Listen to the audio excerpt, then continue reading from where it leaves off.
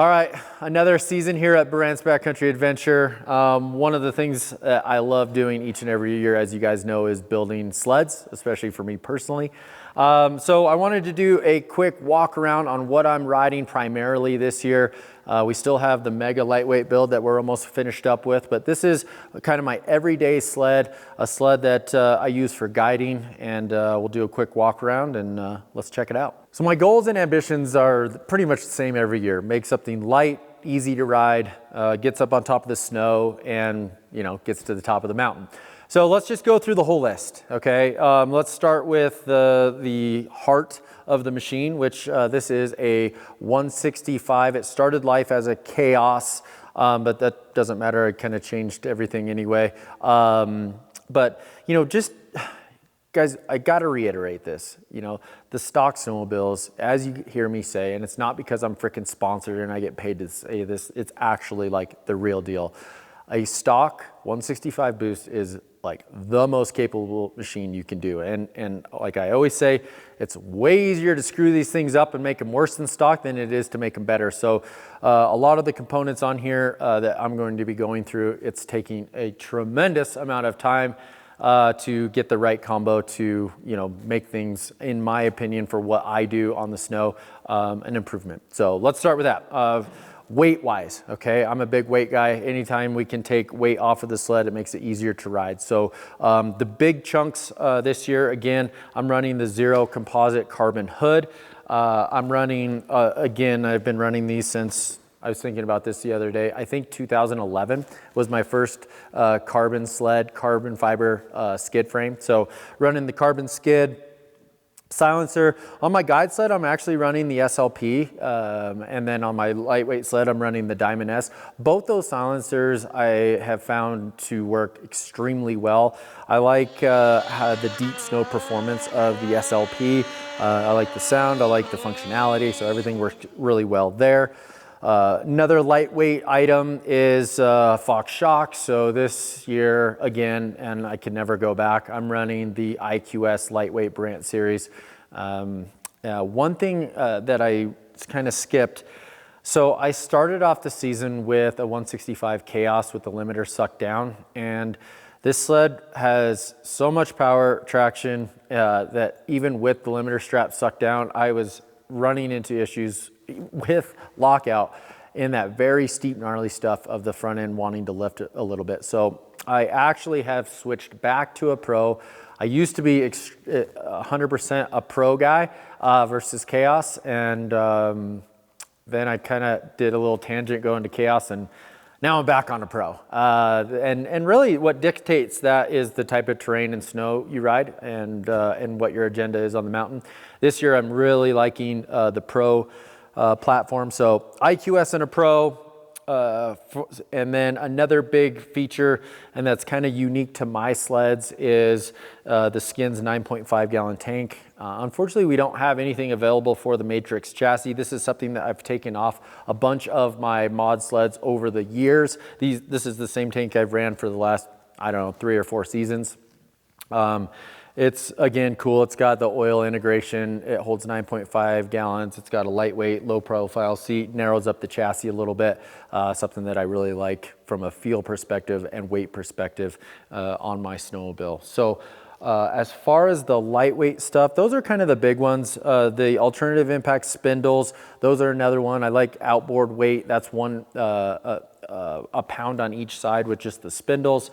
And then weight and performance kind of go hand in hand with the Patrick Custom Carbon lightweight clutches, lightweight rotating kit. So that's something that I'm also running here. Okay, continuing with the way I thought I was done. Carl's pipe mod. So what this is, what they're doing is they're ceramic coating the stock pipe, taking the shielding and insulation off. From a performance standpoint, you're not really gaining much performance there. But 4 pounds lighter with getting the heat shield and insulation off. So that's a pretty big deal. Other than that, from a weight perspective, that's pretty close. I do have this cool ZRP aluminum steering post. I've got some titanium bars that I've ran in the past. So those are a couple more weight things. For overall sled wise, this is probably just under 40 pounds lighter than a stock Boost. In addition to the lightweight goodies, a couple more must-haves that I have. I never leave home without a heated brake lever, ever. So heated brake lever, DuraPro magnetic tether, love this thing. We have them on all of our sleds, guide sleds, fleet sleds. I'm also rocking the Mountain Tech blowhole. I really like trying to get all of that hot air out of the engine compartment as much as possible. Carbon sled ski rubbers, made the switch to those this season, and those are working really well. Although I will say DuraPro came out with a new compound. We have some of those on our fleet sleds, and those are working very well also. And so, yeah, just again, it's not about how many parts you can put on the snowmobile. It's about putting the right parts on. And so far this sled, you know, again, like I feel every year, just a lot of those head shakes at the top of something saying, oh my God, this sled is so fun. Let's go over to the performance side of things. On the performance side of things, I really love the 9R, especially a 9R on a Boost. And so I'm running a 900 kit on this sled. New for this year, we're running a pump. This is a pump gas tune. So I'm running a pump gas 900 on top of the Boost, okay? In conjunction with that, I'm trying a couple things. Boondocker has a ported turbo housing that I've got a couple rides on so far this season. So far, so good. It's not, didn't honestly notice anything performance-wise on the top end, but the biggest difference I noticed is going in and out of the throttle when that wastegate is opening and closing. It did seem to smooth that transition, and the recovery was quicker from a response standpoint. So trying that. I'm also running on the intake side of things. I am running a Mountain Tech auxiliary intake underneath the hood, which is pretty cool. It has a valve that only opens when there's not enough air from the outside, thus a deep day. It opens up a valve so you can still get air to the motor. And then I'm running the Boondocker Breathe Right and then Fire and Ice on this sled. That's my air intake setup. Again, we went over exhaust. I'm also running the Kurtz Polaris. It's their gear down kit, but on a Boost on QD2, it's actually gearing the sled up. This basically puts the gear ratio in between QD1 and QD2, and that's something that, again, with the 900 having just, you know, more power, you can see some pretty crazy track speeds, and it's violently fast, especially going uphill, which is something that I really like. Well, and of course, I can never forget, you know, this just goes unspoken. I could never go anywhere without a tunnel bag. I'm rocking the new roll top version, the waterproof roll top bag, which is awesome. And, you know, obviously love how easy they go on and off.